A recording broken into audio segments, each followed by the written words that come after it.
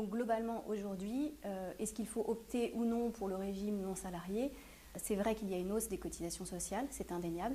Cela étant, globalement, le régime des travailleurs non salariés reste plus favorable, notamment en matière de retraite et de prévoyance. Jusque-là, il y avait un consensus parmi les conseils de créateurs d'entreprises pour dire que le régime des non salariés était tout de même plus favorable que le régime salarié. Aujourd'hui, ce consensus s'est ébranlé par la loi de financement de sécurité sociale, puisque deux dispositions majeures viennent impacter les dirigeants. D'une part, le déplafonnement de la cotisation d'assurance maladie et d'autre part, la réforme du régime social des dividendes. Jusque-là, en matière d'assurance maladie, il y avait un système de dégressivité et de plafonnement, de sorte qu'on ne payait pas de cotisation maladie au-delà de 185 000 €.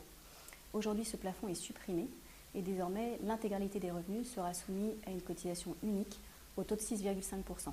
Pour les dividendes, jusque-là, ils étaient soumis uniquement aux prélèvements sociaux sur les revenus du capital, à hauteur de 15,5%. Désormais, ils seront assujettis intégralement aux cotisations sociales dès lors qu'ils excèdent 10% du capital social de la société. Attention toutefois, il faut préciser que cela ne concerne que les sociétés soumises à l'IS, que ça ne concerne que les dirigeants qui relèvent du régime des non-salariés, et par ailleurs que le législateur a prévu des dispositions transitoires pour 2013 et 2014 pour atténuer un peu l'impact financier de cette réforme. Globalement, le régime des travailleurs non salariés reste plus favorable, notamment en matière de retraite et de prévoyance.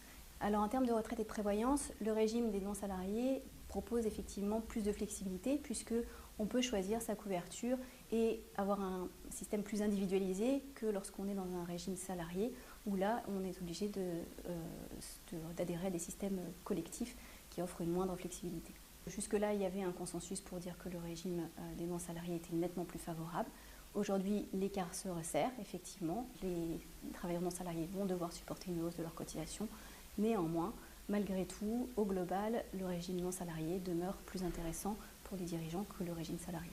Dans tous les cas, il faut mieux faire une étude au cas par cas pour examiner la situation à la fois du dirigeant et de l'entreprise pour trouver quel est le statut le plus adapté en fonction de ses besoins et de ses contraintes.